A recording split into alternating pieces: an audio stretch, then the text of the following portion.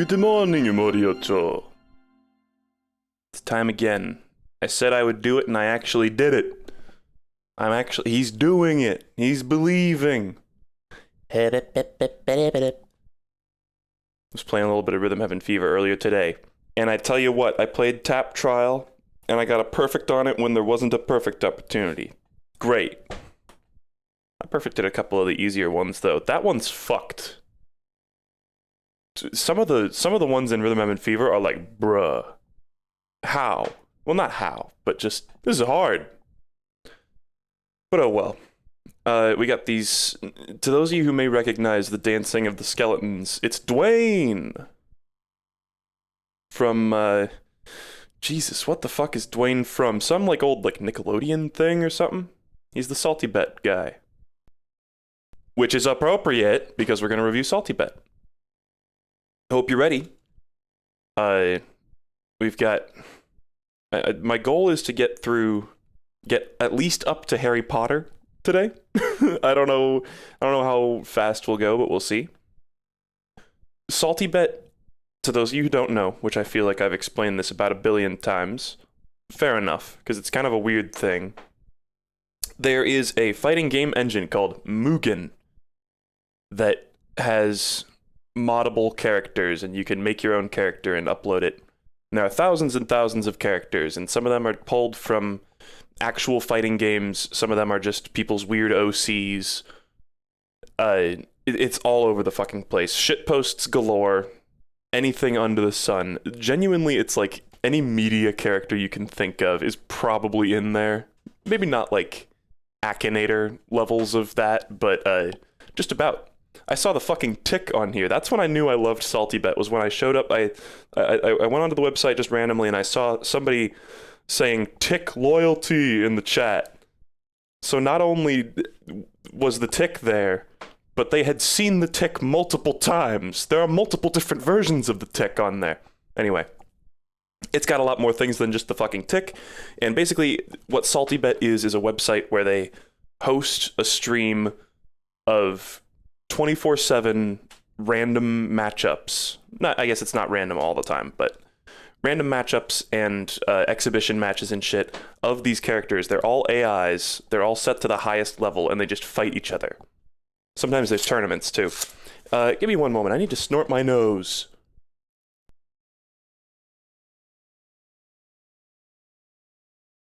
And basically, Salty Bet is a fucking hoot. It's amazing. They have every My Little Pony character, yes. Multiple. And they're very well made, actually. Believe it or not. Basically, people place bets of imaginary money on these characters, and at that point, it's basically just like horse racing. There's like odds, and if you win an upset, then you get a lot more money than you put in, and it's gambling, and gambling makes monkey brain go ook ook, lights light up, and it's also insanely, like, it's just infinite content, basically. Because it's these random user-created stages, random user-created characters, and, like, awesome fucking music. They've got a great playlist that they play. Which, that music has been an issue in the past for the streams, because I get copyright claimed a lot for those. And some of the VODs are muted in certain chunks because of that, but oh well. What can you do? It's awesome, and I've sunk so many hours into this, just sitting there, just shooting the shit with people in chat, and betting on dumbass AI. It's really, really addictive, and there's so much variety that you're probably never going to see it all, you know? Some people are there like 24/7, though, and this is where we get around to some of the issues with it, perhaps. Cheating at Salty Bet is incredibly fucking prevalent.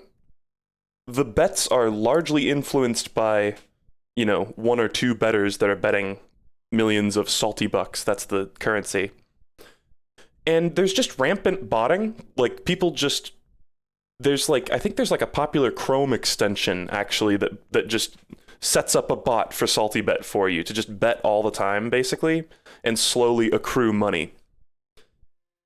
And, that's kind of shitty. And a thing is, they have moderation there, but there is no punishment for botting. You're just allowed to do it. Which that's like, okay, whatever.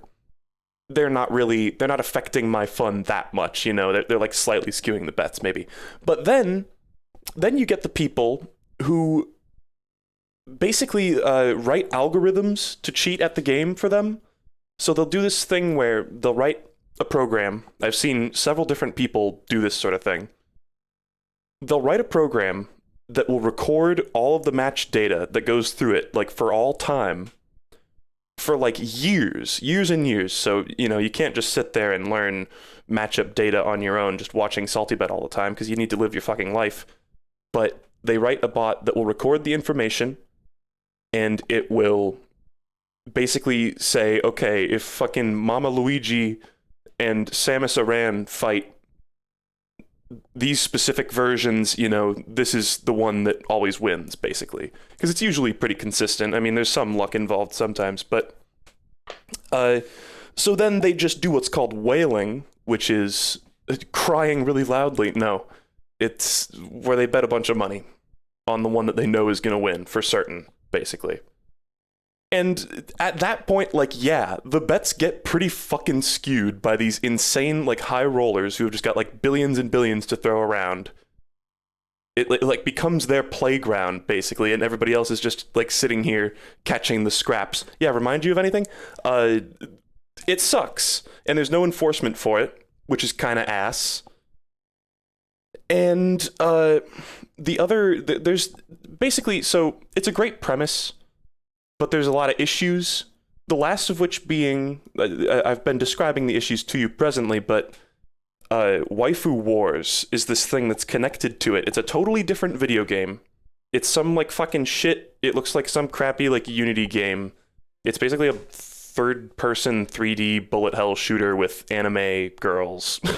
Oh god, hold on. I got a cough. Ugh.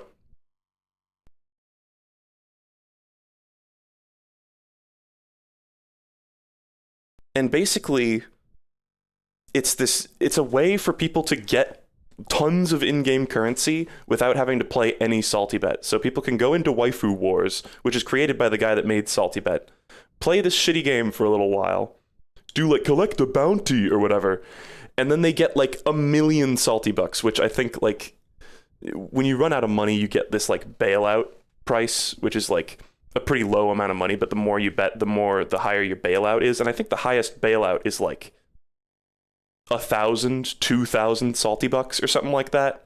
It's like really not a lot. And then these chuckle fucks can sit around and just be like, oh, I'll just play this one round of this game and then I'll get like 1,000,000 and then I can just like blow it on anything. Lol. And it's like, okay, great. Like that doesn't feel good.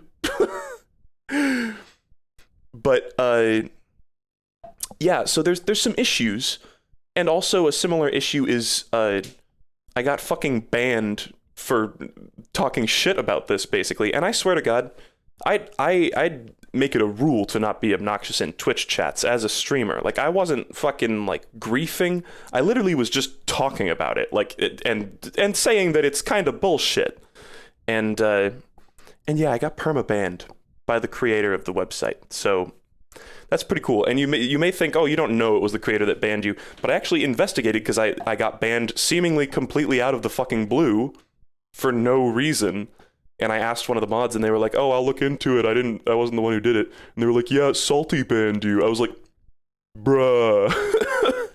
So yeah, it's a great concept that you can definitely sink a ton of time into, but the more time you sink into it, you'll realize, oh god, oh, this is kind of fucked up. Oh shit. You know? It's difficult to rate this out of 10. I still feel like I like it a ton. I mean, I know I've been complaining about it mostly, but really that's because it's hard to review as an actual game. It's an interesting showcase of like lots of different fighting game styles and shit like that. And it's genuinely fascinating sometimes to see the shit that goes down and like weird AI interactions and shit like that. But yeah, it's just got some issues, is all. So I definitely recommend it. It's free. You don't have to pay for it. You can I think, okay, and then I should explain one other aspect of it. You can, uh, you can pay a little bit of money to basically, it's called like salty gold, and it's basically just paying for the game, and you get access to win rates. So basically, you can see the information you can see for each character when they pop up, what percentage of rounds they win, and that's it. Which I think is a vague enough number that it's like, okay, there's going to be pretty consistent like upset odds in the favor of like whoever has the right stats, you know. But it's not just like who's going to win, because the percentage of when they win doesn't really. Sometimes the percentages will be way off, or sometimes like there'll be a character that wins like 99% of the time, but then they go up against Thwomp from Mario and they like can't jump or something like that, and it just gets them, or it like breaks their AI or something like that. But yeah, it is still a blast. It's still a blast. Like I said, I've spent so much fucking time on here, and there will be a season 3 of Salty Bet. Hopefully with Lark. I plan to do Salty Bet with Lark at some point anyway, but honestly, at this point, it's looking like I might get around to doing more Salty Bet before we're done with like Street Fighter. So, and I would want to bring Lark in after that. I don't really know why. Whatever. Maybe so we couldn't spoil him on shit. I don't know. Don't take this rating super seriously, but I'm giving it a fucking 9 out of 10 because it's just a blast. Like most of the time it's just a fucking hoot, and it's fun, and you don't need to be super experienced to just like have a good time. I'm gonna need to drink water a lot. Hold on. By the way, I don't have music on in the back of these. I would encourage you to put on your own music if you feel so inclined. A lot of people have said these are good background noise. I don't blame you. Bully Scholarship Edition. Not great. I don't think I would recommend. I didn't personally. I mean, me and Lark had a great time with it, I guess. But that was more like there were, it was one of those things where like you're playing a game with a friend, and it's like kind of dumb, and you can just sort of laugh at it and make your own fun. But if I was playing this shit on my own, like I really don't know if I would play it for very long at all. And I'm sorry. I'm aware this is a bit of a cult classic. But I've never been super into GTA either, and this is basically, it's a cool concept. It's just GTA in a school. But it doesn't really work that well. Like, a lot of the appeal of GTA is horrifying car accidents and not a lot else, at least to me. But, they did a good job trying to translate this formula of being like a hardened criminal on the fringes of society to being a bully in school. Like, that's a decent comparison, but it's like kind of funny, I guess. But it just wasn't fun. I just don't remember a single part of it that was enjoyable. It was like a lot of traveling around the hub world, and then the classes were like shitty mini games that weren't very fun, but they were funny in a way that felt maybe slightly intentional. I don't know. And like I didn't really care about like the characters or the plot at all. Typical GTA fare. I was just kind of like, yep, they sure are saying things. Got more amusement out of making my guy wear only underwear, and then in the cutscenes he's wearing only underwear. That was good. That was good shit. But I don't really have much to even say about it. It just wasn't terribly fun.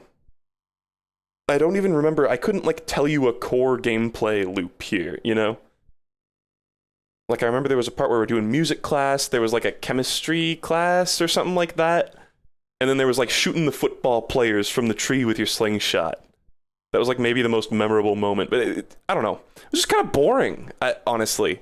I've heard people like calling for a remake of this. I'm kind of like, I don't know, is this considered a classic? Is it fun? I didn't really care for it. I don't know, I'm going to give it like a 4. Not huge. Oh my god. Now, get into the real shit. Star Wars Episode 1 Racer. Oh, by the way, I have no idea what Scholarship Edition means. I genuinely, I don't know. I don't know what that added. The PC edition was very glitchy. There were some glitches and crashes that were unfortunate. we eventually ended the game on a crash. Star Wars Episode 1 Racer. It's like F-Zero. I think this had some F-Zero influence at least. It's the final scene from The Phantom Menace with the pod racing. Basically, this is pod racing. And it's fun, but it's got similar issues to the ones I have with F-Zero.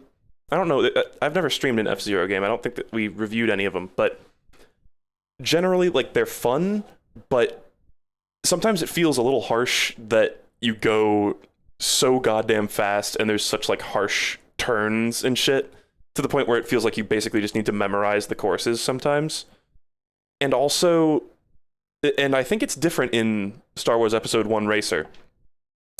In F-Zero, I think if you fall off the track, it just you die, and that's just it.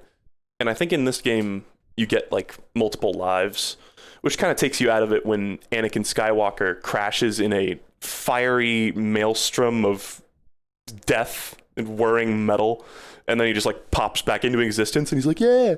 But whatever. It is decent.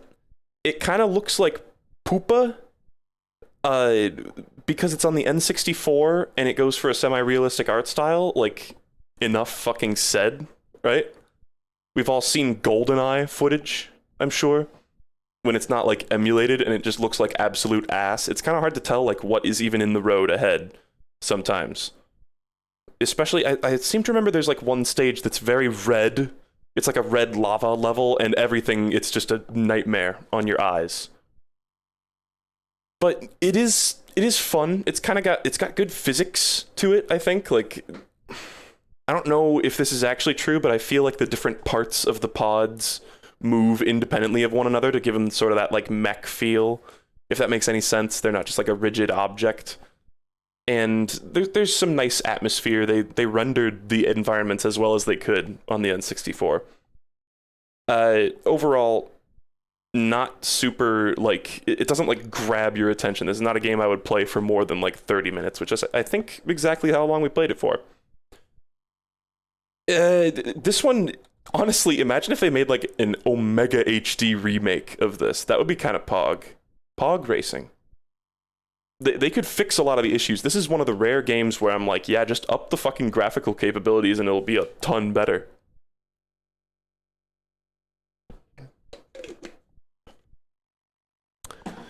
I'm so sorry. I didn't realize, but I kind of got a frog in my throat. I keep having to clear my throat.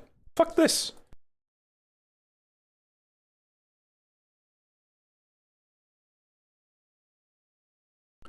Good God. All right. I don't really know what to rank this one. It's like a 5.5. I don't know.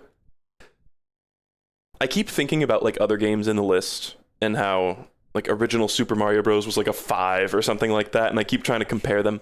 You'll drive yourself crazy doing that. Really, we gotta not think super hard about the numbers and just do what feels right.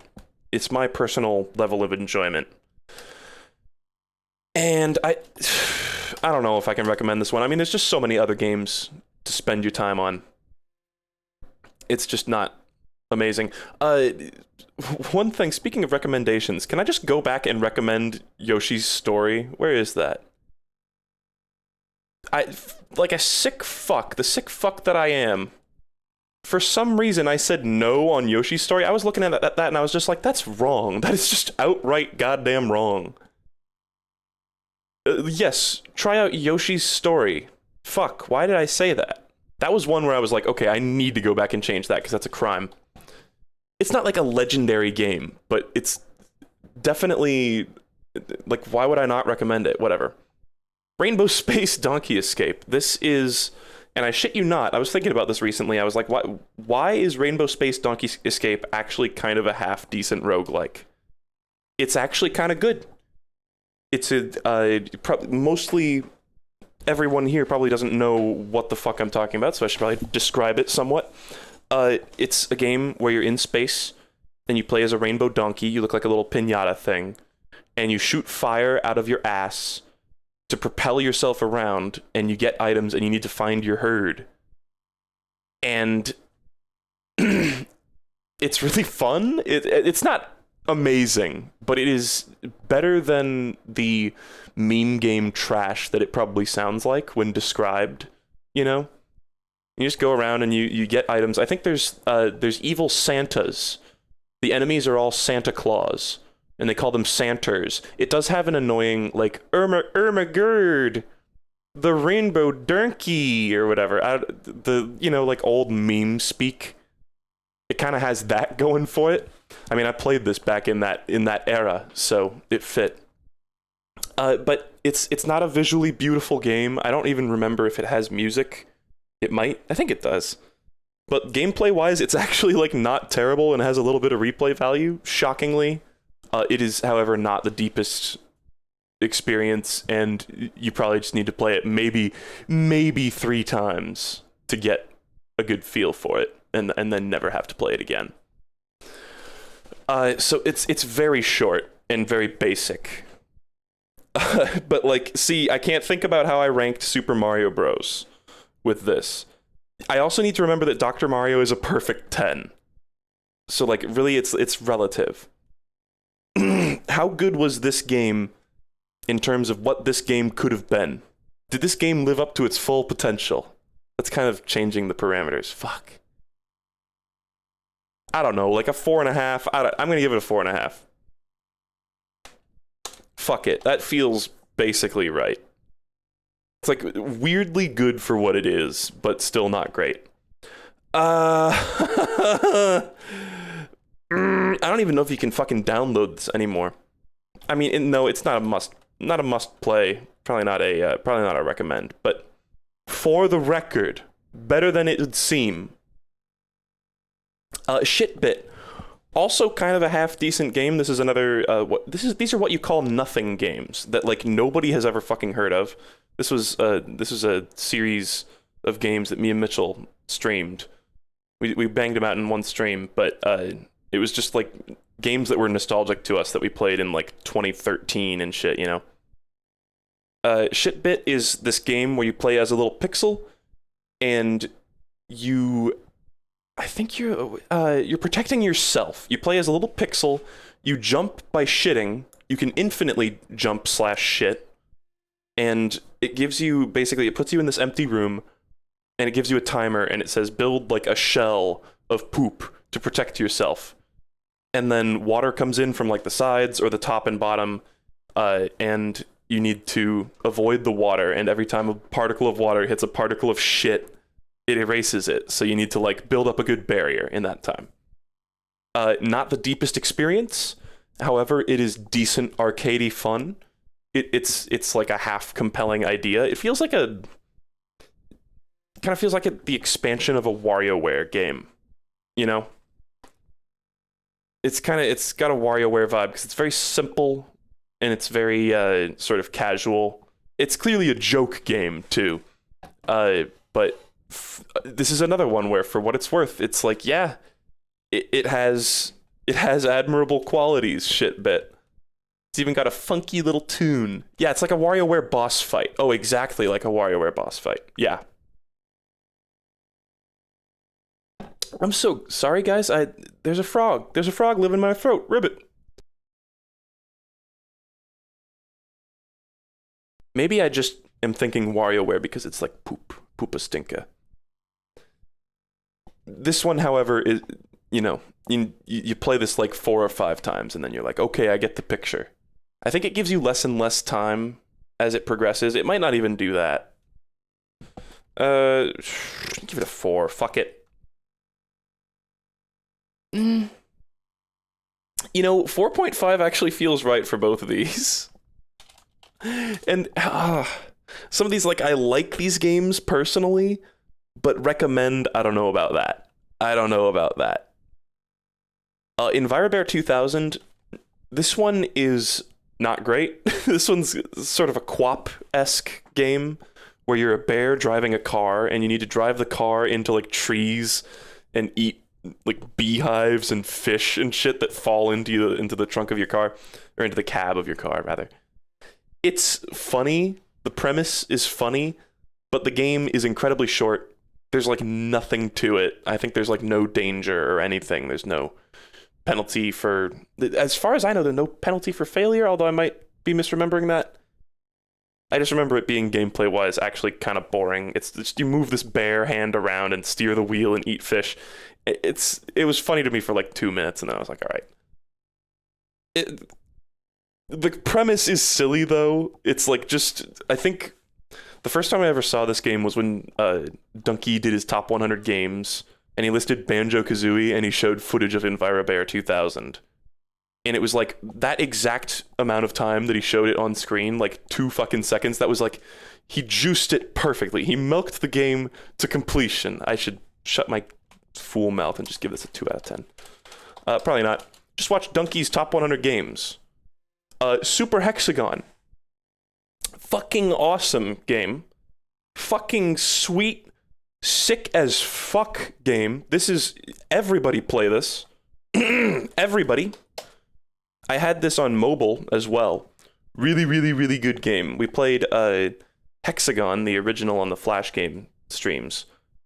This is just a really fun arcade-style game. It's kind of hard to describe. There's a hexagon in the center of the screen.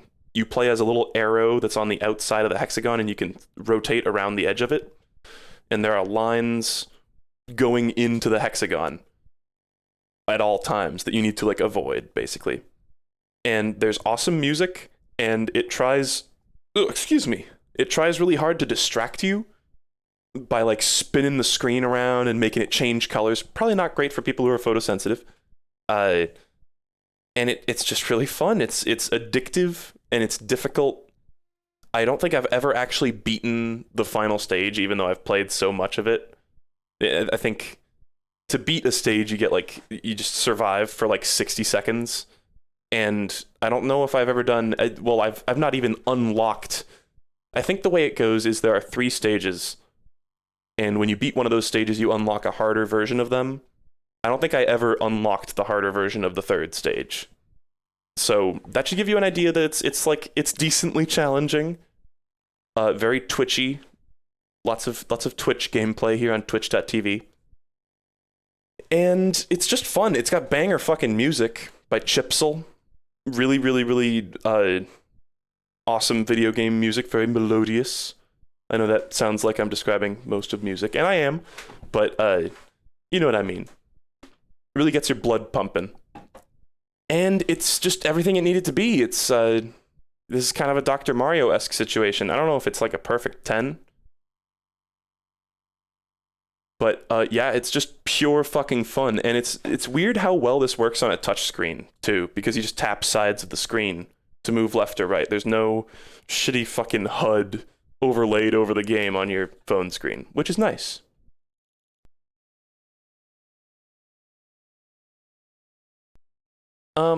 Now, a score though. I don't know. This is like a 9 out of 10. Am I typing? It's really, really good. Oh, wait. No, I didn't do that on dash to dash DX. It is really, really fun. I think my only complaint would be that, I don't know. Playing it for extended periods of time, you go, okay, it's getting kind of samey. Even if you're dying to the last level over and over again.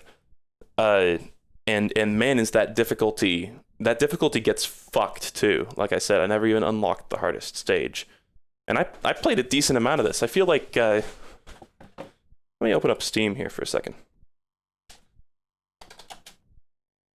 How many hours we got? Almost 20 hours in Super Hexagon. That's kind of absurd that I never actually unlocked the hardest level. But this was like, for about a year maybe, I would like wake myself up in the morning by playing this game because it just like jolted my brain into awareness. It seems I'm looking through like the Steam listings or the posts, and people seem to agree that it's quite hard. But yeah, there's like really cool parts where the hexagon changes into a pentagon and where it changes into like a square and shit. That's a nice way to mix it up, but I guess I wish there was a little more variety. It basically just throws... People have told me that it's a set pattern of like gauntlets. It basically it has like set different like obstacles that you can recognize. And I always thought they were randomly swapped around, but I had a friend who insisted that it was a set order when I was younger. Regardless, I think unless you are, even if it is a set order, it never was apparent to me. So I think unless you're really fucking paying attention, it's probably hard to even make use of that. So it's going to feel random to most people, I think, even if it is a set order. And I just kind of wish there was a little bit more variety, or maybe a few levels that were like intermediate difficulty where they could just have different gameplay, you know? I think that would be good. It's likely that I'll stream this game again someday, because we only played it for a little while. I'd probably want to just do a full stream of it. Maybe whack games? I don't even know. It's good, though. Dash to Dash DX, I feel very unqualified to talk about this game. Whatever number rating I give this, take it with 10 million grains of salt, because I think I played this game for about 10 seconds on stream. It was mostly Mitchell. This was one of his favorites. And the way I would describe this is it's basically like Swerve Star from Kirby Air Ride, the game, where you can't turn, you can only move in a straight line. And you play as this little ship, and you're trying to collect crystals, and if you collect multiple crystals in one dash, then you like get more points. And I think you're trying to avoid projectiles or some sort of enemy. It really comes across that I know a lot about this game, right? It is I remember it's got like a voice that goes like, nice, dash to dash, you know? It's got like the Bejeweled voice. That's really all I remember about it. I don't know. It seems fun. It seems fun. I don't know. But I played it for a few seconds and I was like, yeah, I don't know. It seems pretty simple, but I can imagine sinking a lot of hours into it. It's kind of comparable, I think, to Gray Matter, the Ed McMillan game, which I think was not actually like made by him. It was in the Basement Collection, but I feel like, didn't it? Whatever. This is a tangent. It's neat, but not really my particular thing. 6? Sure. Fuck it. It seems fun. But no, I don't know if I'd personally recommend. However, Super Crate Box, on the other motherfucking hand, it's like a hidden classic.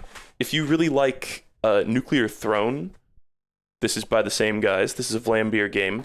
I believe it's free, or I remember getting it for free at least. And it is a arcade-style game. It's a platformer where enemies... It's kind of like Mario Bros. This is like... You remember how I gave Mario Bros. A 2 out of 10? This is like the ultimate improvement over Super Mario Bros. You get cool weapons. It is very satisfying to play. The controls are amazing.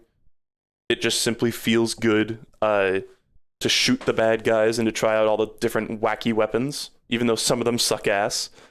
Like the disc gun that can cut you in half. That kind of sucks. Even that one can like insta-kill shit though. Really fun. A lot of like a shocking amount of variety for how few stages there are. Pretty comparable to Super Hexagon. I think there are only 3 stages, like 3 different levels, but very addictive. I remember playing the shit out of this in class in school. It's just simply fun.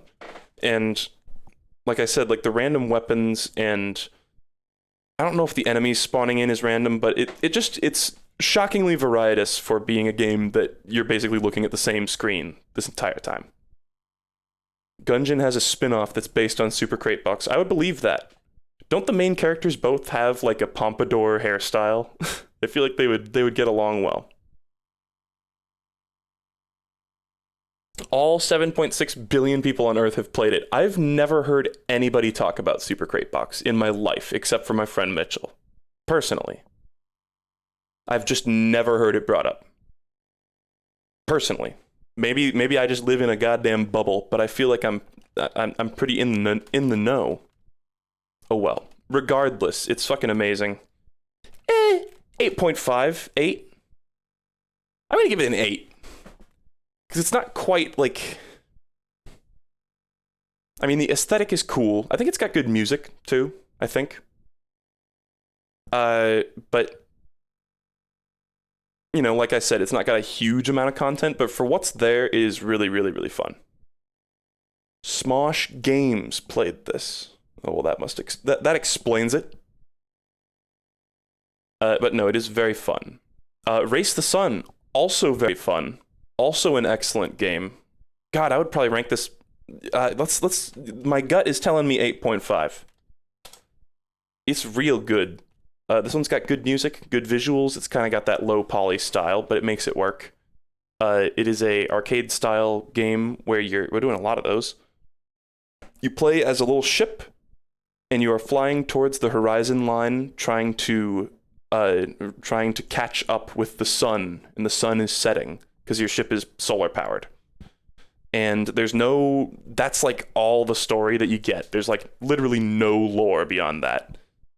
And the levels are randomly generated. I think they refresh what the levels are every day. Like every 24 hours, it has like a little countdown in the menu that's like, level will be changed in blah, blah, blah. It's really fun, and the controls feel great for what it is. You're basically just flying forward and turning left and right. There's a couple sort of advanced techniques that you can do, but beyond that, you're not doing much else. It's just simply fun. You collect the things, you get the points, you eventually die. I don't think you can beat this game, but it's just simply fun. It was another one that I enjoyed just booting up and playing every once in a while. It's kind of like the new evolution of arcade games is games that you can just get out on your phone or on your laptop and just play for a little bit and then put away. Just do like a round or two, you know? And I think it's got some separate modes.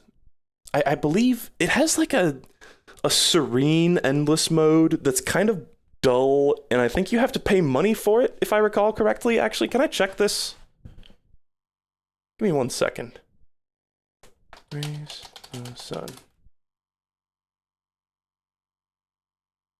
I feel like that was kind of bullshit if you have to pay for that. Sunrise. Okay, and it's $4, which is not a ton, but I feel like it definitely feels like the sort of thing that should have just been added in a free content patch, honestly. It's kind of bullshit that it's $4. That's kind of a small point, though.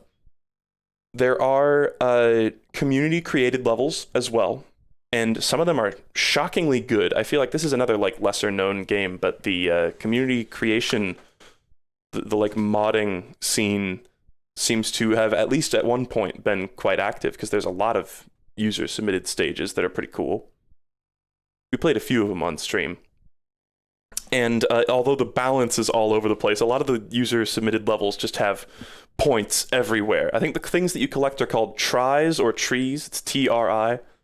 And they just like slather the level in them, which kind of affects game balance. I think sometimes you can find a portal in a normal level that takes you to a user-created level, and then you can just get insane amounts of points off of those. And it feels kind of like they didn't really think that through perfectly, but whatever. Otherwise, it's just fun. It's got great music, good visuals. You know, it's one of those games where you get better at it as you play. I mean, that sounds so dumb, but it's true.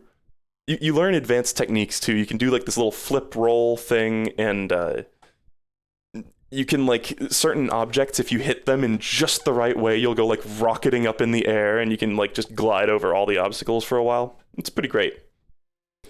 But yeah, wonderful fucking game. There's also like, you can get power-ups to like change how your ship works. I seem to remember unlocking them all and then getting like there were like 2 that were just obviously better than all the other ones, and I just equipped those. It was like tighter turning and magnetism to power-ups or something like that. So it's not the most polished experience, but it's good. Oh, and it's got other modes too. It's got labyrinth mode, which is kind of just a different game mode that's a little slower paced, and it's not really a labyrinth, but it's a little more puzzly, I guess, while still being an action arcade game. Very fun, though. Absolutely gets a recommendation. Really good game. Let me just... I'm kind of like talking a lot and not breathing a ton. So I'm just going to sit here and I'm just going to breathe. I would invite you all to do the same with me. I'm just in these streams I always feel like I need to be so talky all the time because there's only dancing bones on the screen and very little else. I was going to say we've made good progress today, but then I realized I've scrolled down a little bit, or I've scrolled up rather. That's the amount of actual progress we've made. Oops.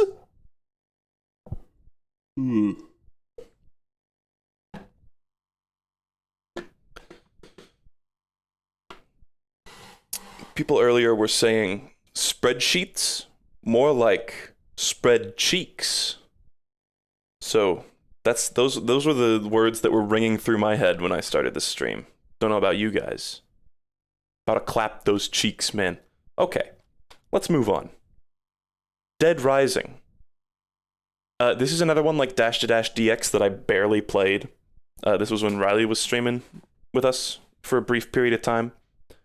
Similar to DK64, throughout this game, it's like we started off just swapping off between each other, you know, like at like deaths or whatever, hand over the controller. Yeah, it just became Riley playing at the end, and mostly because I just didn't find it very fun. Personally, Riley had a lot of experience with it, so he was like, we got to do this, you know, we got to go this way, you know, this is the best strategy. It's a neat concept of like, you have to sort of take, it's not actually in real time, but you sort of have to take that into account.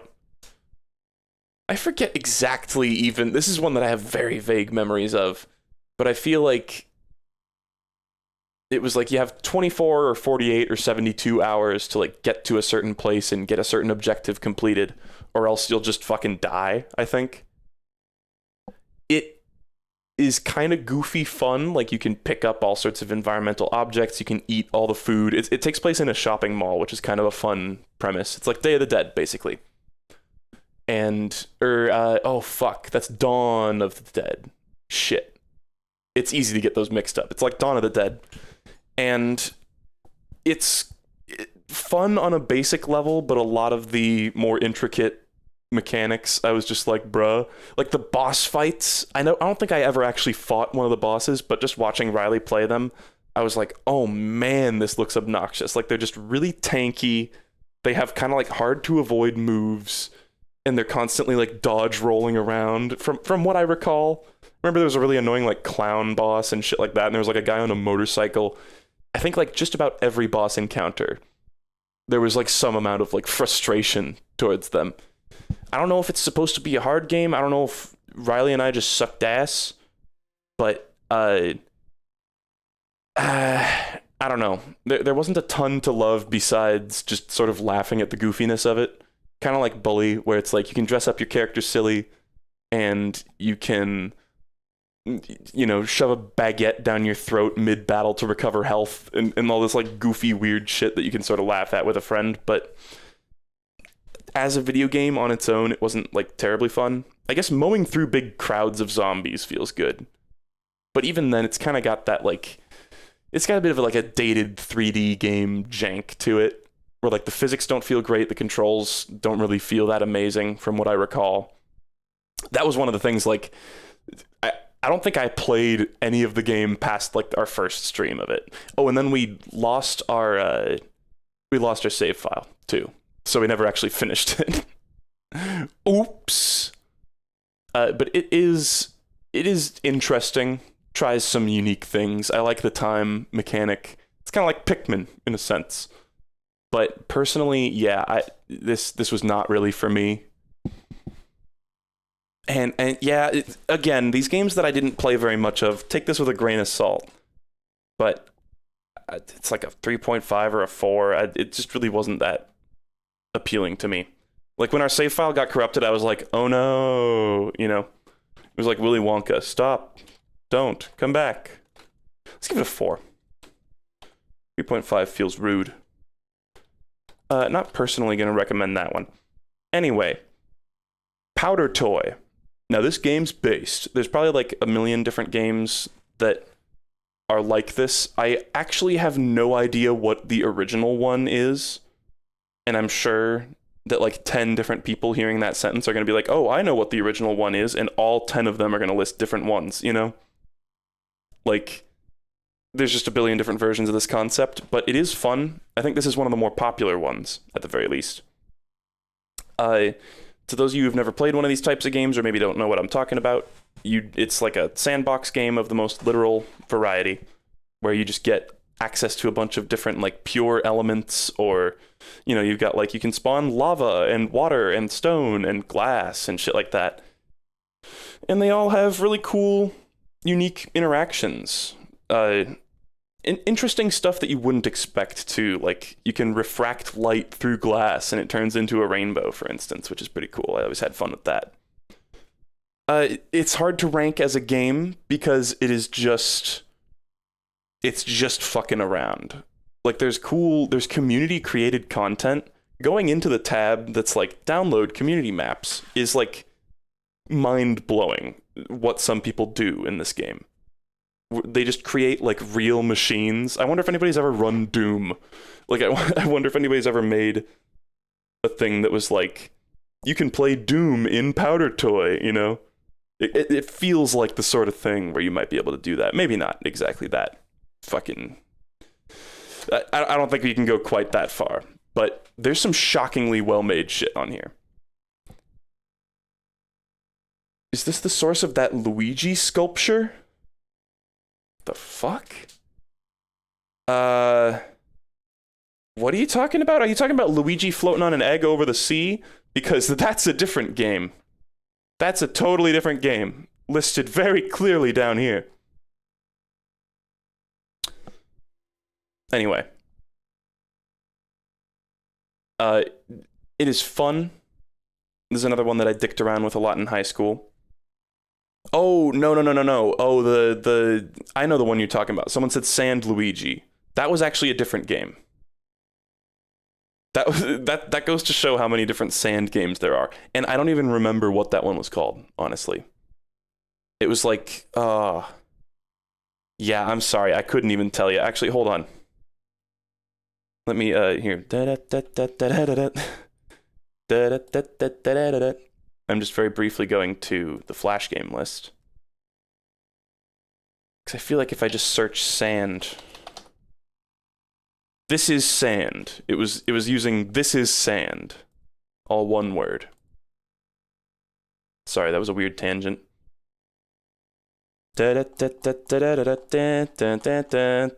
Ready? Tap, tap, tap. It is fun. There's just so much to try, and there's a lot of elements where I'm like, I don't know what this is supposed to do, and then you sprinkle it and it's like a gray powder that like floats away, and you're like, okay, bye, Mr. Chemical. Like, I feel dumb playing it sometimes, especially looking at the insane community created maps, like I said. I'm pretty sure, didn't we see like a fucking like self-sufficient planet created in this or some garbage like that? It was like, hot damn. But very fun. And the tools are easy to use. There's lots of cool like quality of life shit too. It's got a nice little like zoom system. It's just good. I have very few complaints. Hard to rate a sandbox though. I'm seriously just going with what my heart tells me on these. Don't think too hard about those numbers, folks. Hotline Miami. Amazing game. Godlike game. Genuinely great. So fucking good, actually. This would be a nice... I feel like if you're not into difficult games, and this is going to sound like such a fucking dumb, condescending thing, I feel like this would be a great first, like, really hard game to play. It's just... It feels like bullshit at the beginning, but then once you get the hang of the controls and sort of get into the swing of things, get into the swing of your fucking baseball bat, you'll be spree killing like the best of them. And let me tell you, this game makes spree killing fun. It's genuinely just a blast to play. One of the best soundtracks ever made. Both of these games have legendary soundtracks. Genuinely, like, bruh. Like, I can't even come close to... I can't exaggerate how great the soundtracks are. Both just so re-listenable, and they add so much to the gameplay. It makes everything just feels so visceral. And the controls are great. I love the effects. It's got that Vlambeer effect where when you hit someone with a fucking weapon. It just feels amazing. There's like a good sound design, good visual design. The screen shakes just a little bit to like get the impact going. It's wonderful. And it's also a very cool sort of psychedelic descent into hell, I guess. The story is pretty basic in the first one, but there's plenty of stuff to latch onto, and I think it wasn't DLC, but it was like a content patch. They added the biker levels later on, which sort of expanded on the story a little bit. Some of the story was a little clunkily told, like the dialogue tree near the end of the game, or at the end of the biker levels is kind of like, okay, maybe we could have explored this information a little more gracefully, but whatever. There's also kind of a meta element to a lot of the plot in that, like in both of these games, because they're supposed to, and I know this is sort of a complaint that's levied against these games, is like, oh, they're supposed to be criticizing violence in media, but they also like genuinely, they incentivize you to commit horrible acts of violence in the games, you know, which is the dance that violent games always dance, even if they want to have some sort of message. I think the message comes through loud and clear, though, especially in the second game, that it's all just about like violence begets more violence, and it's just as simple as that.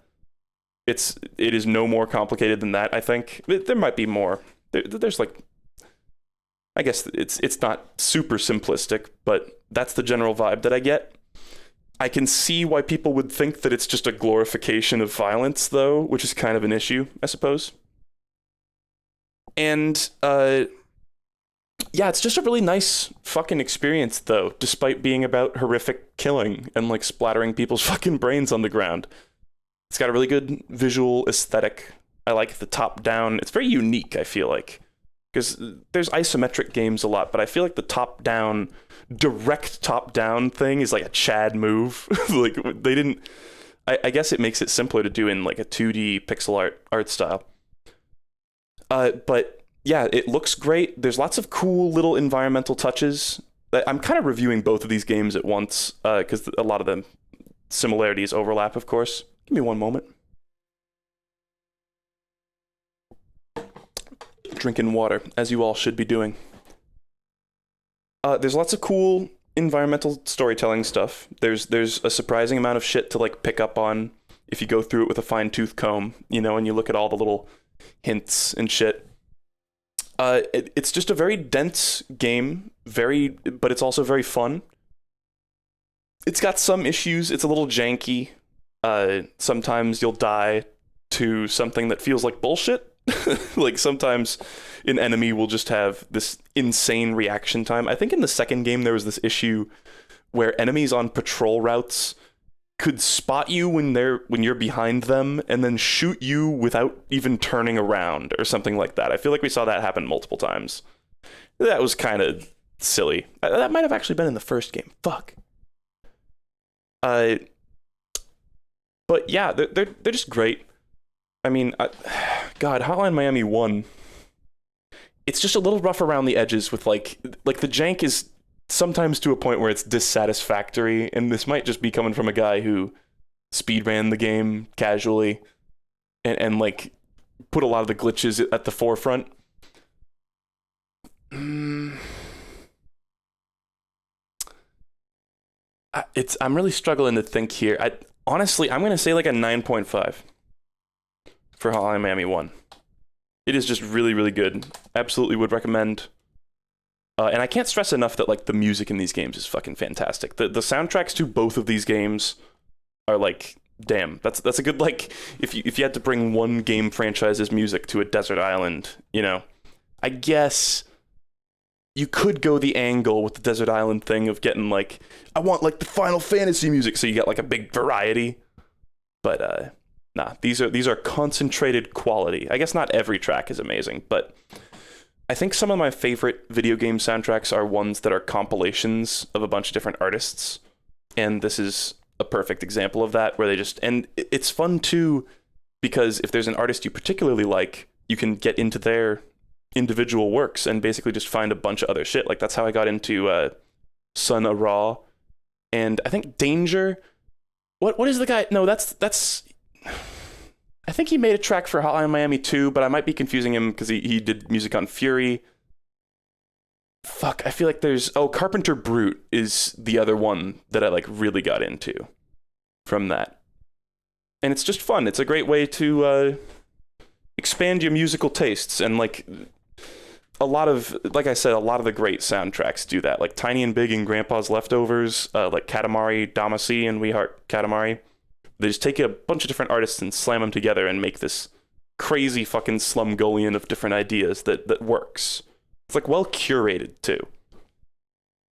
I think the music was pre-existing too. Like I think only a few tracks were actually made for the game, and mostly it was just like the developers went around and went, "Hey, we're fans of this music. Can we put it in the game?" I think that's how it worked. I'm not sure. Now, focusing on Hotline Miami 2, this one's a bit divisive. I feel like a lot of people don't like this one as much as the first. For me, I feel like it is actually exactly the same. Maybe not. My one big issue with Hotline Miami 2 is, yeah, the difficulty gets kind of fucked by the end. Some of those later levels are just like, bro. Like, especially going through them for the first time, when you don't know what's like around every corner, or what's just off screen, rather. It can get pretty frustrating, and to the point where it's like, this is like not even that fun anymore. Like the level design, I think, is the thing that people criticize a lot. Lots of levels with windows, lots of big open fields where your range of vision is not big enough to see the guys who can see you from like across the game and can shoot you with pinpoint accuracy. Shit like that. There's a what is the level? There's like a power plant level later on that is pretty infamous. And then the second to last level on stream, I think I actually just skipped when I was streaming it, because I was like, I've already beaten this before and I just don't even want to do this. I was like, I just simply do not want to. I was like, I don't want to give this level the fucking time of day. Which goes to show. Like the first game, I think, doesn't, honestly, like compared to some of the later levels in Hotline Miami 2, the first game doesn't even like come fucking anywhere near that level of like bullshit sometimes. But whatever. Yeah, a little bit of CBT in there, which kind of brings it down a little bit. That being said, the story angle in this game, they took a hugely different angle. It's basically like a Quentin Tarantino type thing. It reminds me of like Pulp Fiction, where it's shifting between perspectives of different characters. It switches a lot more than in Pulp Fiction, I guess, because it's, you like play one level as this character, and then one level as another character, and then one level as another character, and then it like eventually cycles through them a few times. Not exactly like with a rigid structure or anything, but I happen to really like the way that they told the story in this. Some of the cutscenes go on for a little bit too long, and they're all just basically, dialogue boxes. They're not really cutscenes for the most part. They are cool. There's a lot to pick apart in the story. I think they tried to cram a lot in there. Basically, I think it's just supposed to be like how violence in culture affects different people and different like groups of people. Because there's like the group of young kids who are like inspired by the spree killer from the first game, and they're just going out like causing chaos basically. There's like the old detective who's been hired to like track down these horrible murderers, but it turns out he's the one doing the murders, and he's just sort of doing it like for the glory of it. And shit like that. That's Manny Pardo. He's got very thick skin, And then there's a certain amount of criticism of nationalism too, which is fucking based. There's a character who looks like me called Jake, that is like this like fat conservative like slob basically, who just wants an excuse to go out and shoot foreigners. Shit like that.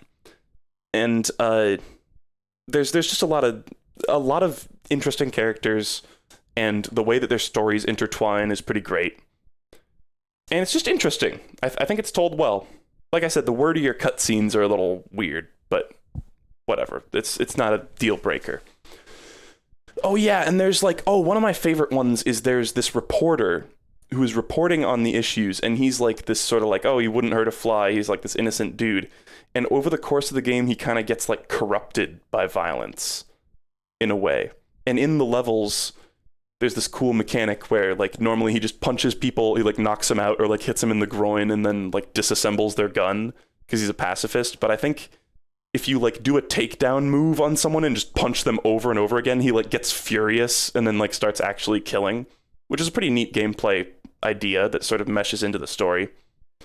That shit was particularly cool. Yeah, he doesn't necessarily get actually corrupted. And then I guess I won't spoil any like huge stuff, but like I said, the whole series is just about like violence begets more violence, and basically everyone gets what they deserve in the end. And it's really depressing because it's like there's not a lot of it seems like in the world presented in Hotline Miami 2, there's just not a lot of good left in the world. It's kind of a downer, honestly, the game, but I think all the same, it's still good art, you know? There's also, I'm trying to remember what the other characters are. There's like the mobster's son, who's trying to like live up to the hype of his mobster dad. I feel like there's at least one more character. Whatever. Anyway, very fucking cool video game. I will say it's still got the jank. Fucking Snowfats had a list of reasons why mechanically Hotline Miami 2 is just objectively worse than Hotline Miami 1. I remember going through that list and being like, holy shit, like some of these things are stupid. For instance, some of the character abilities are just kind of useless. Like the one of the characters has a dodge roll and it's just absolutely abysmal to use. But oh well. So they kind of didn't fix the jank of the first game, and if anything, it got kind of worse in that regard. And then also the difficulty at the end kind of brings it down a little bit.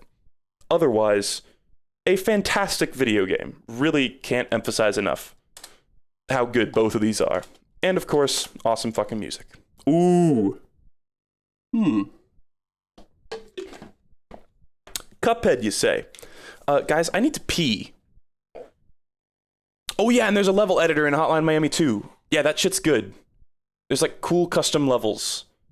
That's how you know they're probably not going to make a Hotline Miami 3. It's because they put a level editor in. I need to go piss. If you want a link to the spreadsheet, go to the Fruit Salad channel and go to the most recently posted reviews video, and it should be at the top of the description. I need to piss. So I'm going to go do that. BRB.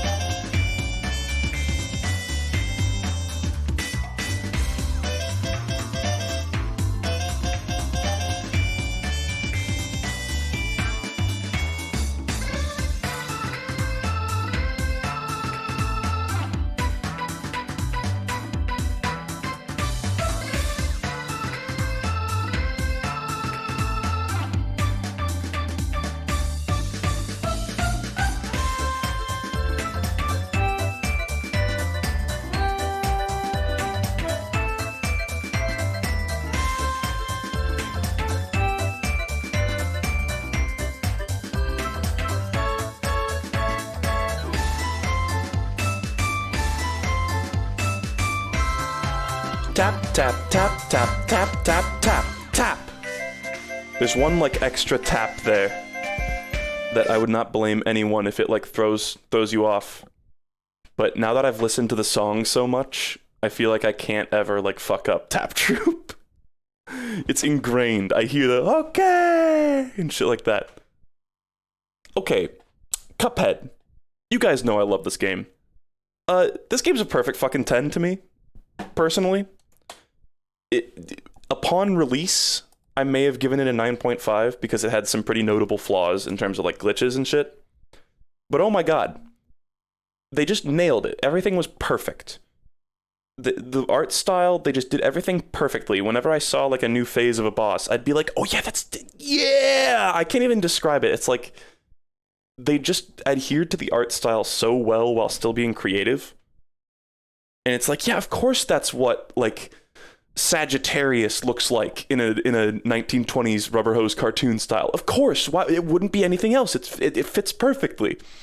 The music, literally a banger soundtrack, like godlike soundtrack. It doesn't have the variety of Hotline Miami, but it is just really, really good jazz. I don't think I'd recommend this game though. No.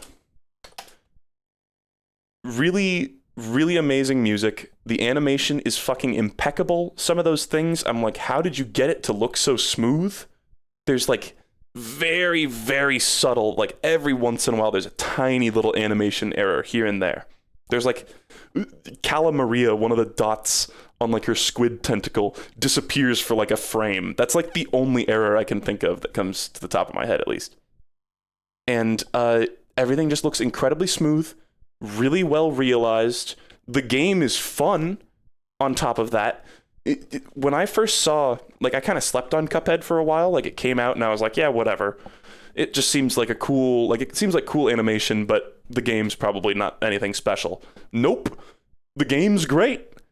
Really fun, well-designed boss fights. There's, like, some kind of dumb shit here and there, but nothing you can't handle.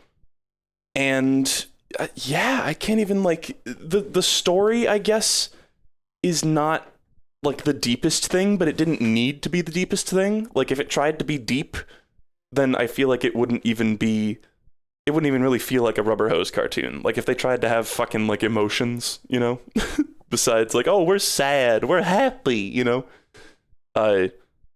So I think I'm fine with it being a simplistic plot because that's all it needed. Like, it's just got a few cute little cutscenes to sort of spice it up. That was one of the things that was updated, by the way.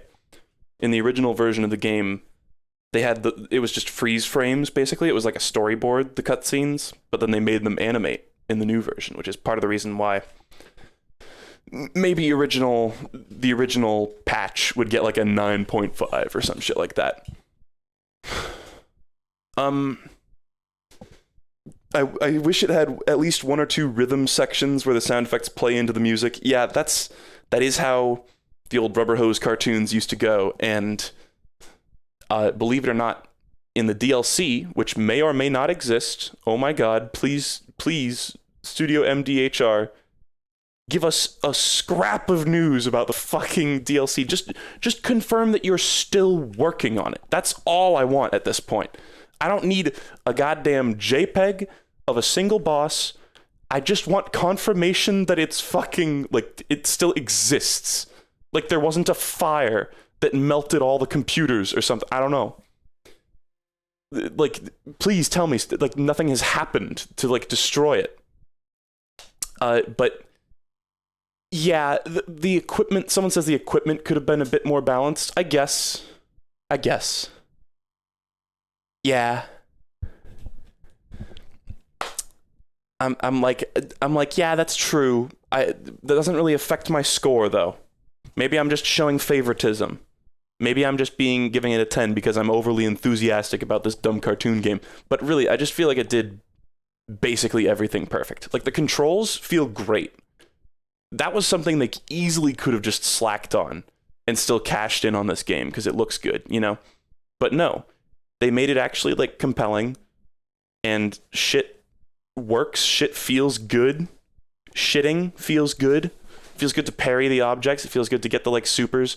I guess the supers are also kind of unbalanced. There's, like, but that kind of just makes it so that, like, there's one or two builds that will just, or one or two combinations of items that most people will use to get through the game, you know, and then if you want to swap off for something else, like there's a couple bosses that roundabout shot is good for and shit like that, then you can swap off if you want to. I don't know. It didn't really affect my enjoyment, I guess. but that is true. The invincibility super and the like stand ghost super are kind of dumb compared to the beam, for instance. But yeah, you guys have heard me gush about this game plenty before. I think I've covered just about everything.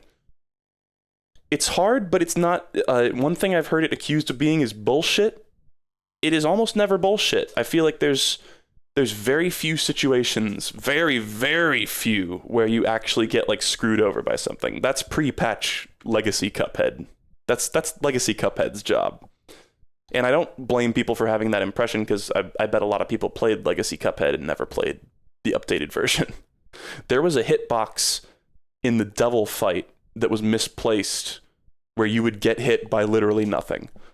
And that was bullshit. That was outright bullshit. But whatever.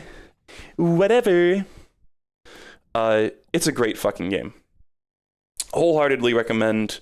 Can't wait for that DLC, even though I think we're gonna have to wait We're gonna have to wait for it. Okay, Eagle Island. This is like the biggest shift in tone ever. I give zero shits about this game.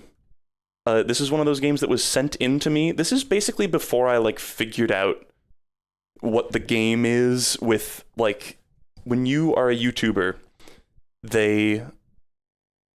basically people will bombard you with emails shilling like lesser quality indie games, basically. And I'm not even going to try to actually judge Eagle Island as an entire game, because I played it for 45 minutes and then I was like, this is essentially nothing. It was just kind of a samey pixel art platformer thing. Its unique mechanic was that your character was like a falconer or something, or you had a little eagle that you could like throw at things and they would like do objectives. It wasn't really doing anything deep or intricate with the mechanics. It kind of felt like somebody's first game, you know? And like the pixel art looked good. I think there was music. I think there was music. I really don't remember much. Didn't leave a big impression on me, of course. And after this, I learned to be a little more wary of people like sending in games. Because I was like, this is just kind of schlock. I don't know. There was really nothing special about it.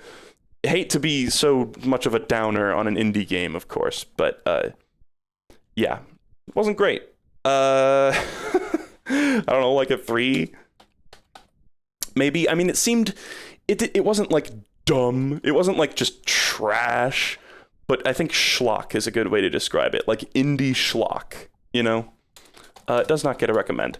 Dive Kick, that's right, I've streamed Dive Kick and Nidhogg and TF2. Kind of forgot we're creeping up on TF2. But Dive Kick is amazing. I played this with Riley. It is very likely that I'll play this with Lark at some point too. And as well as Nidhogg. Same deal there. Dive Kick is genuinely fun. It is very simplistic. To those of you who don't know, it's basically a joke game where they realized that they could make an actual game that wasn't just a complete, like, that you could actually play for more than 5 minutes, you know? The only moves are dive and kick, when really it's like jump and kick, but whatever. I think they made a special controller at one point that was like a USB controller that literally just had 2 big buttons on it, which is kind of funny because you only need 2 buttons to play the game. And otherwise it's just a one-on-one fighter. You choose characters that have different like qualities and different special abilities, and you duke it out and try to kick each other. And it's sort of a joke, I think. I think it's a Mortal Kombat joke. I don't know if it's specifically Mortal Kombat, but I feel like Mortal Kombat is always the one where dive kick moves are super OP. So I think the joke is just that all the moves are dive kicks now, because in some games that's all that people do anyway. Genuinely fun. There's just enough characters to give it variety without it being a total like gimmicky clusterfuck. This game features the Baz, which is one of the weirdest media characters of all time. They've basically been shoehorned into a bunch of different games and like other media projects. I think isn't the Baz made by like Super Best Friends Play or some shit like that? There was like, it's made by like some YouTubers or some shit like that, but I don't remember the exact backstory. It's kind of an interesting thing to note, though. Very fun. Kind of, it's funny. You know, there's fighting game jokes in it. I seem to remember if you 5-0 someone, then it calls them a fraud. And if you almost get a 5-0 and then lose the last round, it calls it a choke or something like that. Like officially it deems it a choke. Things like that are kind of funny and cheeky. That being said, it is a game where you only jump and kick. So rather than this being a game that you play for 5 minutes, it's more like a game that you play for like half an hour or an hour. I don't know. Was there ever a competitive dive kick scene? I'm sure there was, but I'm sure it's all but dead now. Very cool, though. Rejected Street Fighter 2 concept art adopted by Super Best Friends Play. Yeah, shit's weird. Shit is weird, man. But it's a cool game. I don't know. Like a 7. This feels like a solid 7 to me. And I think I would recommend it. It's goofy and fun. I think it's cheap, too. Let me check how expensive this is, although that doesn't really factor into my ranking. It's $5. It's a $5 game. Oh, yeah, and fucking...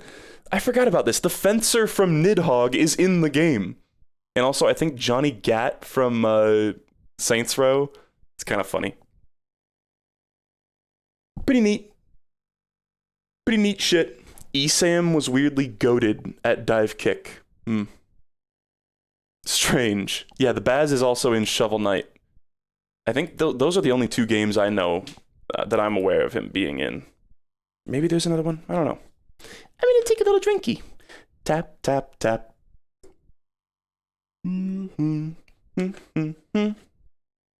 Ready. Tap, tap. Okay. Nidhogg. Very similar game. I think it was wise. I think in the future, by the way, someone was asking about Lethal League Blaze.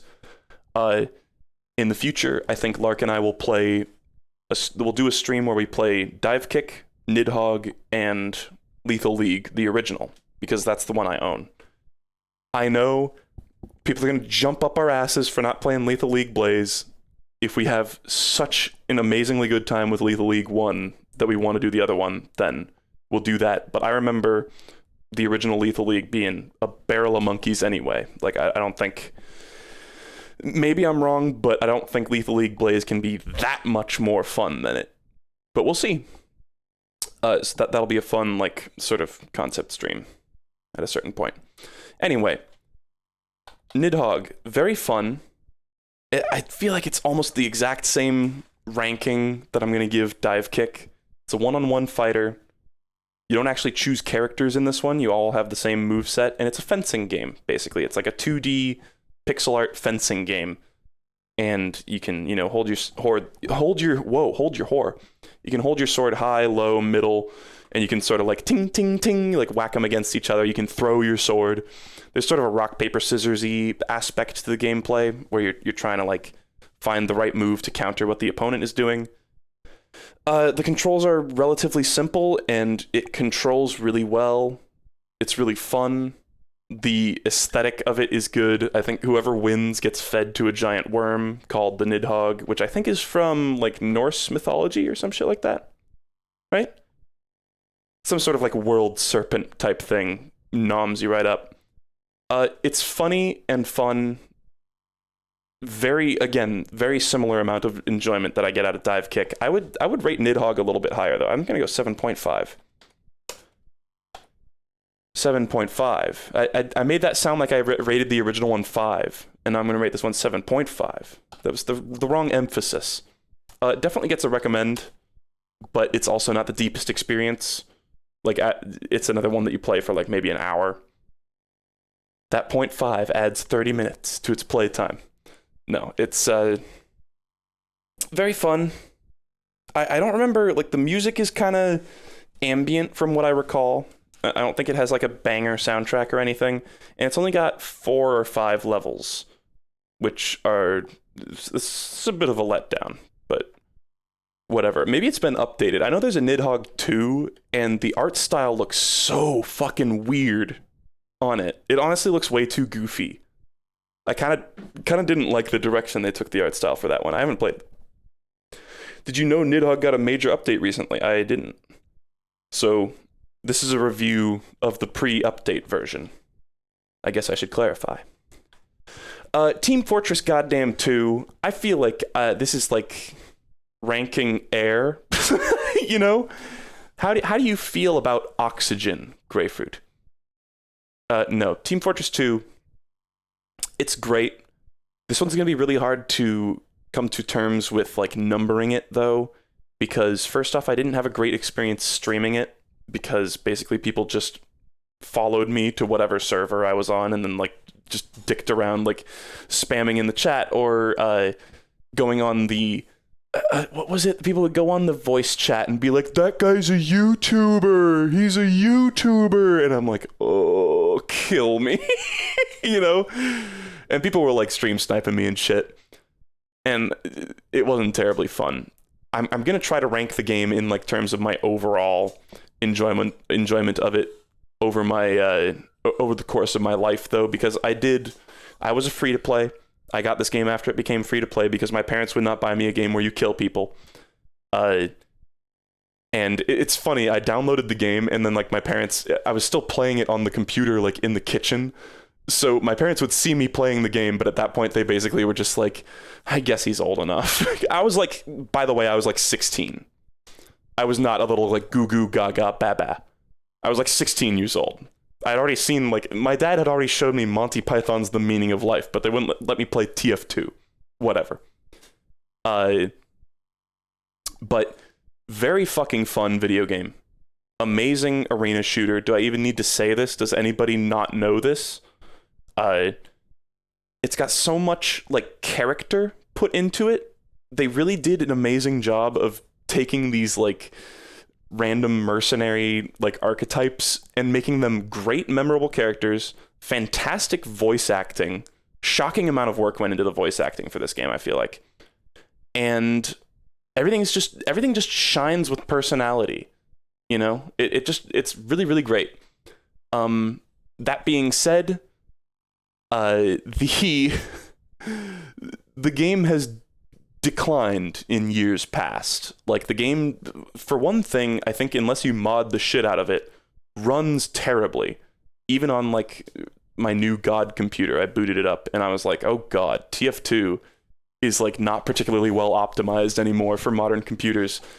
And the servers are full of bots, of course, and people like spamming racial slurs in chat. It's kind of like, it's nature is reclaiming TF2 essentially. But it's still a ton of fun. I mean, Andrew and I have both talked about this where like we used to play a lot of it, and nowadays it's like once every couple of years you just wake up in the morning and go, I think I'm gonna play some TF2 today, and then you play it for like a few hours and then you like ditch it for another few years. You know, because it's like, oh man, it's just not as good as I remember it because it's such a wasteland. Yeah, that's a good word for it. But yeah, community servers fix the bot problem, I'm sure. I'm a guy who just liked random server play though. That was one of the most fun things to me, was just hopping around, going to like trade servers and shit. I mean, it also does not need to be explained how much the community aspect of TF2 has like fucking molded and shaped the internet. Like there's so much insane TF2 like fan content and shit out there. People clearly are very passionate about the game. But yeah, it's all of this, but yet I don't want to play it these days because it's just kind of like lost its luster in a lot of different ways.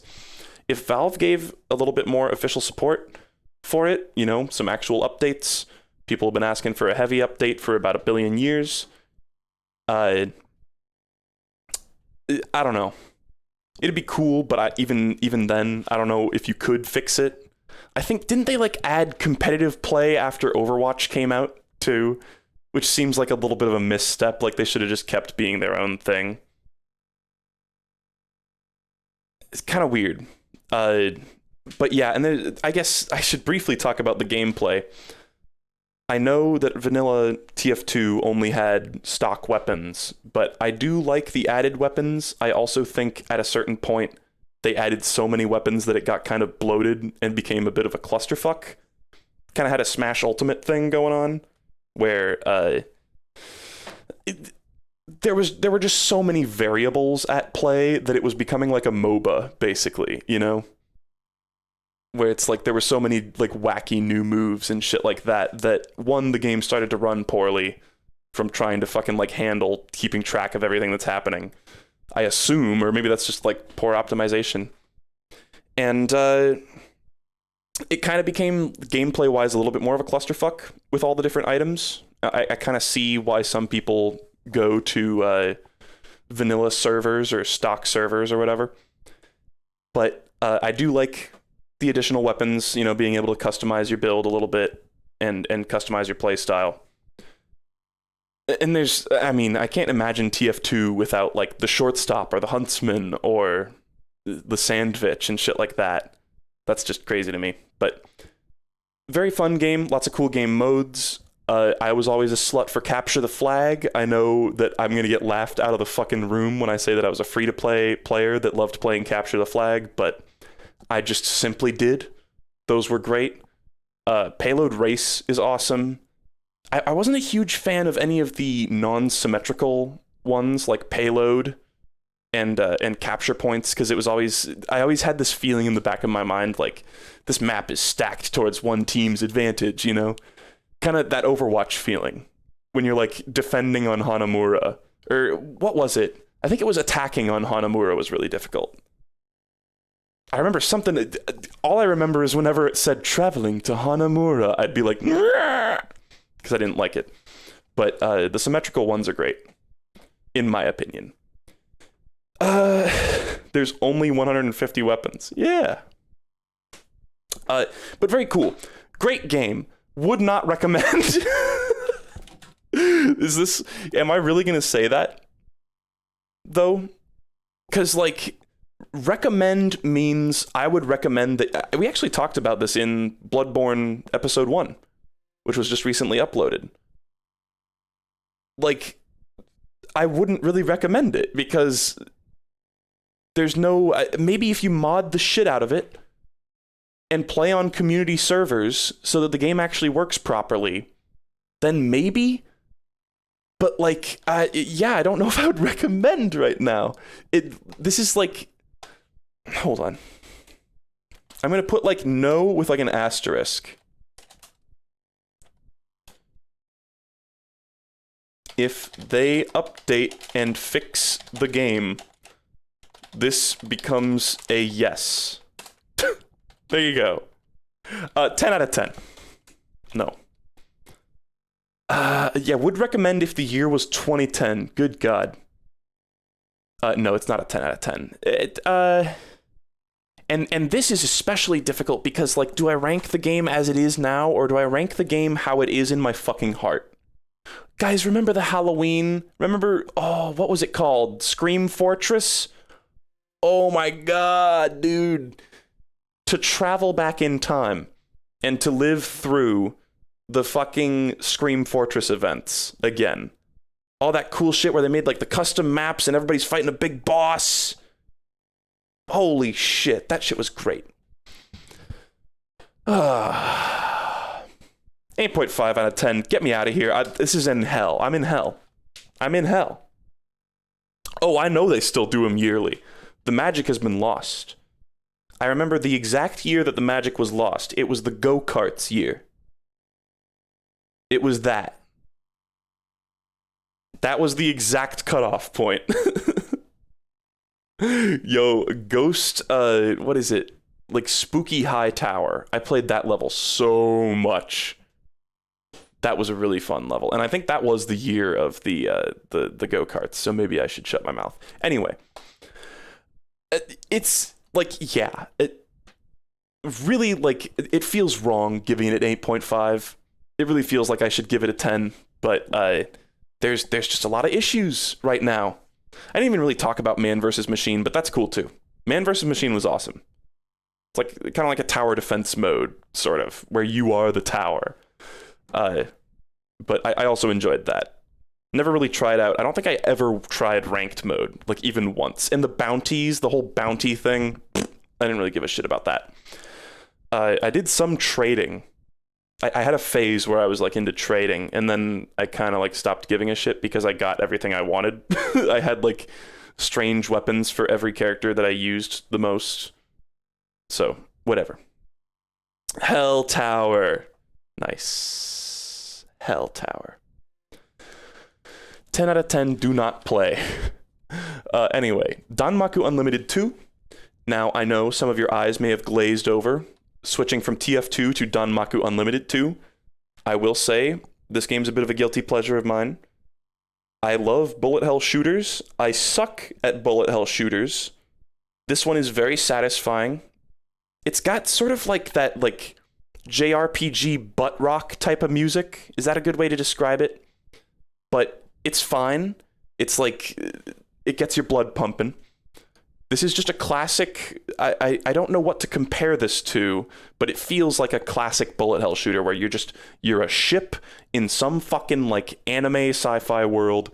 You're fighting unbelievably powerful things. I believe they're called Aegises, as I think. Or no, I think your like super beam ability is called Aegis. I know Aegis comes into it somewhere. The Japanese are sluts for that word.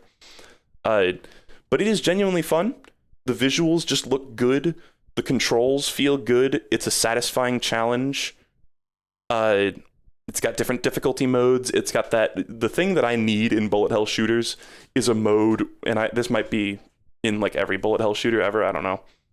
But I need the mode where you can't run out of lives. And then, it's kind of like when Donkey was talking about like Ikaruga or whatever, where he was like, you play through it once, and you die like 100 times. And then the next time you play it, you die 70 times. And then the next time you play it, you die 50 times or something like that. And it's like, even though I feel like I suck dick at the game, I do like the feeling of improvement. And it's genuinely fun. It's just the shooting feels good. The bullets do come out of my gun and go into the bad guy, and it feels good. Not much else to say. It's a pretty simple pleasure. It is a rush, though. It's actually genuinely pretty fun. I would give this like an 8. Weirdly enough. It feels weird because it's kind of generic, but yeah, fun. This was like my introduction to bullet hell shooters, too. And I feel like I haven't done a huge amount of them after that, except for Crimson Clover, World Ignition, which is on a similar level. One of the things I really like about bullet hell shooters is this: they're so over the top, where it's like in Mario, you're collecting like 1 or 2 coins. In a bullet hell shooter, you shoot an enemy, and like 10,000 piles of gold come out of them, and you suck them all up at once, or some shit like that, And that's kind of how Crimson Clover feels.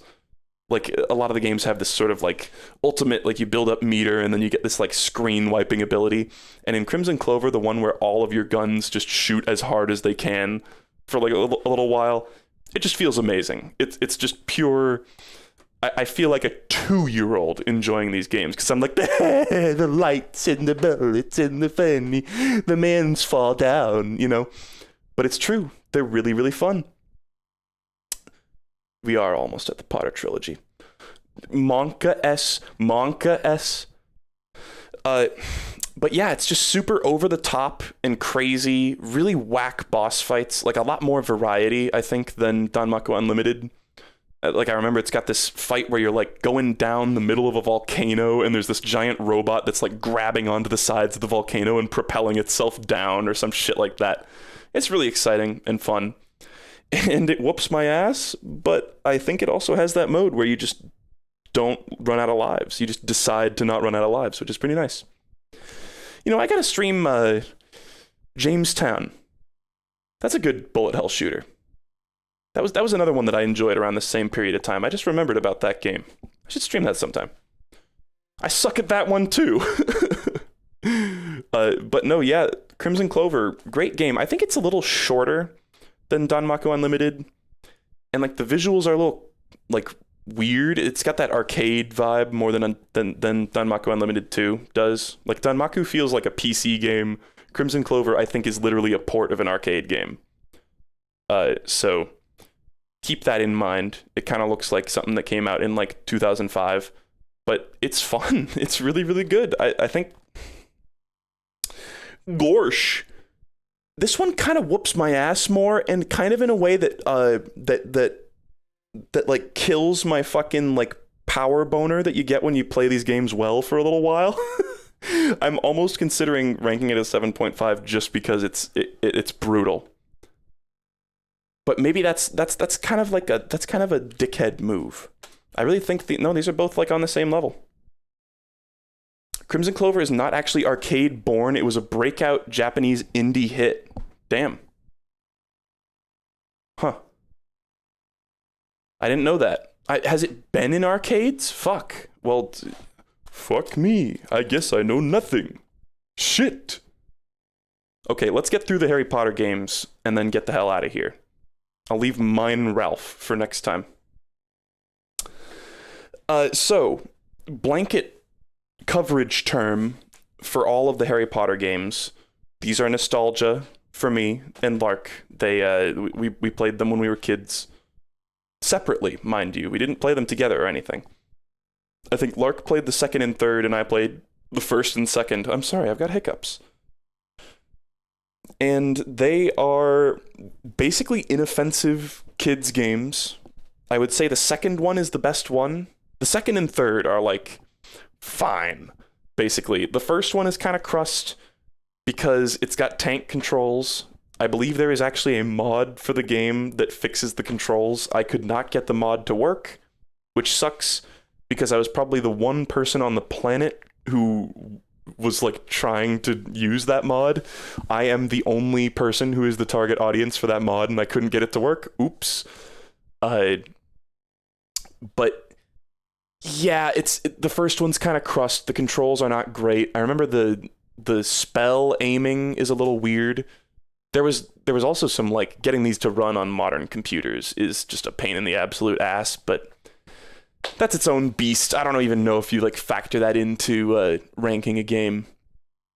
But they mostly adhere to the plot of the movies and the books with plenty of differences actually to make it, work as a video game. But a lot of it is basically just going to classes as Harry Potter and doing the challenges, doing the Flipendo challenge and shit like that.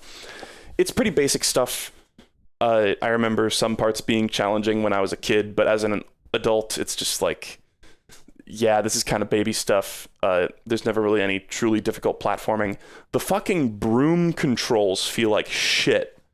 I don't know if they ever fixed the broom controls in any of the games, but I remember, if nothing else, in Sorcerer's Stone, they were just absolute fucking ass. And I remember as a kid struggling at the broom flying segments as well.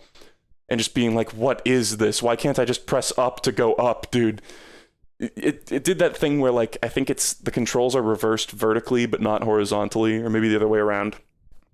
And it just feels wrong. But they're not great. They're not classics by any means.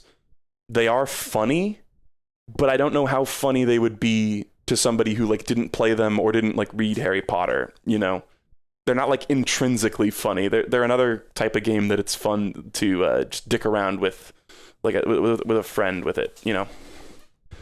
It's really hard for me to like actually rank this. Sorcerer's Stone, I feel like, is like it's gonna be really tough for me to not factor in nostalgia or like humor with these. But I'm gonna say the first one's like a 3.5. The second one, they fixed, it's basically in the same engine, it feels like, of the first one. I think they reused a lot of the models, and then in the third one, they, like, redid the engine and the models and shit to make it look more fucking futuristic. But in the second game, they fixed the controls, as far as I can remember, and they basically refined what little gameplay there was. There's decent music. It's very generic. It's not the sort of thing you would download to listen to on your own time. Chamber of Secrets is like a 5.5, maybe. Let's just leave it at a 5. It's the crown jewel of this selection, and it's at a 5 out of 10. Definitely would not recommend the first one. I don't think I would actually recommend any of these. The asterisk here is, if you think you would think they were fucking hilarious, then you probably would. But there's really not. There's nothing worth playing them for. Really, here's my true advice. Watch Greyfruit's Harry Potter PC game videos, and you'll get all the funny bits with all the boring bits cut out. Which is probably for the best. Prisoner of Azkaban... Actually, Prisoner of Azkaban is probably better than Chamber of Secrets. It's like they kind of doubled down on making it video gamey. Like, there's the fucking Mario 64 slide and shit like that. Like, they doubled down on parts where you're like, dude, what fucking section of Hogwarts is this? Where I'm doing this, like, goofy-ass cartoon shit. But that's fine because it's a fucking video game, and I think they're allowed to do that.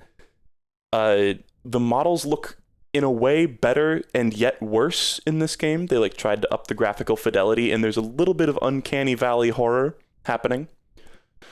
And then overall, I don't know. It just feels like they kind of like... The first two games had a bit of a Ocarina of Time and Majora's Mask thing going on where they reused a bunch of assets, and then the third one they were like, blah! It's just like completely change it up. One other... It's noted here on the list. Completing the game requires that you 100% all of the levels and get all the challenge stars and get all the like side shit and play all the Quidditch games and shit like that. And when we got to that, we were like, bruh, no, we're not doing that. We're just gonna fucking call it quits. So we never actually beat this game. But for what it's worth, it was probably better than its predecessors at being a Harry Potter game. Again, not a whole lot to like actually talk about with these games, because it's mostly just like really basic puzzly stuff. Some like half interesting combat encounters, I guess. It's worth noting in the first game, there are parts where they enable strafing on your character, whereas normally it's just tank controls. And when I was a kid playing that segment, I mentioned this when we were streaming it. It like broke my brain because I was so used to the tank controls that when I started strafing, I was like, I don't know what anything is. What is life? Ah! And I like couldn't play it, and I freaked out. And that's why Peeves scared me so much, because he made me move like I was in a dream. But yes, I don't know if I would recommend any of these games unless you would think you would get a giggle out of them or have any nostalgia. Otherwise, they are inoffensive as kids games. There was at the very least, I kind of prefer the kids game that is just total baby goo goo gaga easy, as opposed to like classic Nintendo bullshit. Or like, you know, like shitty old NES games where they're just like fucking impossible and indecipherable and you can't like squeeze any enjoyment out of them. I definitely prefer that kind of B game. Like we were playing Monster Force and that got like difficult and I was like, okay, fuck this. we've all had a laugh, but the second this starts getting actually hard, fuck it. I'm out of here. I guess let's do one more. Start off on Normality next time. Which is a great game to talk about. Mine Ralph was another game that got sent in. It was one where I believe the developer actually contacted me themselves rather than, I think in the Eagle Island situation, it was like the people who made the game hired advertising teams to go out and shill their game, basically. That's kind of what it felt like, because I remember getting, that was part of what made me feel like I was a slut. and I'm not trying to slut shame, that's just a joke, of course. But I was like, oh, I feel like a dirty whore because after I streamed Eagle Island, I kept getting more emails that are like, here's a key to play the game Eagle Island. And I'm like, oh, they were just casting a wide net trying to get a lot of fish, man. Oh, well. But Mine Ralph, I think I was contacted directly by the actual developer of the game. This one, for the record, was like basically fun, but I also played this for like 40 minutes or something like that. Lots of similarities to Super Meat Boy, like superficially at the very least. Superficial Meat Boy. It was I believe the main character is like a little red ball with like a, you know, kind of a, yeah, like a, he's got like a DreamWorks smile face, and he's rescuing his pink girlfriend, who is also a ball, and she has like a bow or some shit like that. And I was like, okay, this is Meat Boy and Bandage Girl. I get it. It felt a little bit derivative. I don't know if that was just a huge coincidence or what. But the game was like, you play as a ball, and you like, it had this interesting mouse look. Like you move the mouse around and you like shoot the ball in certain directions. And there's platforming levels based around that. And I seem to remember them saying part of the reason they sent it to me was like it has an emphasis on like speed running. Every level has like an optimal fastest way to get through it, and there's like some really crazy like slick strats you can do. I assume that's a thing. I don't know if I ever saw any of those. I think I remember doing like one slightly slick thing in one of the levels, and I was like, okay. But yeah, aesthetically, it's a bit lacking. It just looks kind of generic, and like I said, it bears the main characters bear a weird resemblance to Super Meat Boy and Bandage Girl, which is not like against the fucking law or anything, but it just felt a little lazy, I guess. But I remember the game itself being fine, like playing just perfectly fine. I don't know. I'm probably gonna give this. And this is another one that I have no idea whether to recommend or not, because I barely played any of it. I genuinely have no idea if it's actually good. But I don't know if I can recommend this one personally. I mean, if it had grabbed me, I would have probably played more. I feel like there's only been one game that I got sent in that I would actually recommend, and that's Wavy the Rocket. That one was kind of cool. And this one was kind of cool too. It had a unique control scheme, but I feel like they could have done more with it for sure. And yeah, my personal level of enjoyment, I don't know, like a 4. Personally, nothing super special. But who knows? Who knows? Maybe underneath a great game lies. Maybe after like the 5th level, it turns into the fucking like galaxy-spanning adventure with a story to rival Hotline Miami 2. No. Maybe. When am I going to play the Harry Potter third-person shooter? Of all the Harry Potter games to play, that is the most likely one for us to play, Harry Potter 7. There is a Wii version. We might get the Wii version because just fuck us up. At that point when you're playing Harry Potter 7, just go all in and go for the Wii version. Just like fuck me right up. Fuck my shit up, fam. But that's it. That is it for today. We're stopping at normality. Got a decent swath, a decent chunk of this cut out. What order are the games in? Thanks for asking. They aren't. They are not. I basically just put them in the order of the games list that has them listed chronologically, which has like the links to the VODs and shit like that. But for some reason, I decided to put Nintendo games at the top. I started sorting some of them by series, and then I was like, okay, well, if I'm putting all the Marios together, then I may as well put Yoshi's Story there, and I may as well put the 3D Marios there. And then I just kind of got carried away and just made an entire Nintendo section at the top. So those are kind of out of chronological order, but then everything else is like roughly in chronological order, except when there's series like this, in which case I group them together. Anyway. Nope. Normality, that's the teaser for next time. It's an interesting game to talk about, and I feel like I actually have a decent amount to say about it. Yes, I think I have Street Fighter at the end because that's an ongoing series, too. Which I think is pretty reasonable. And then I've also got the all the PopCap games down here. Yeah, it's a slumgullion. The way that they're sorted is they barely are. Good God, we've got a lot to go through. But next time we'll talk about normality, we'll talk about Shovel Knight, we'll talk about I don't know if we'll get to the Half-Life glut, but maybe. Ideally next time we would get all the way through from normality to Half-Life 2 episode 2. That would be pretty poggers, but I don't know if I'm going to be able to do that. How long have we been going? An hour and 50? Yep. I'm out of here. Thanks for watching, everybody. I promise that I will continue to do these on a semi-regular basis until we have come up to date, basically. There might be I might save like the Street Fighter series for later, so I can review them all at once. Might not do that, I don't know. But the goal is to catch up completely and then just do one of these streams like once every few months or something to do the recent games that I've played, you know? Rather than having to play catch up and review games that I played for like 40 minutes like 2 years ago.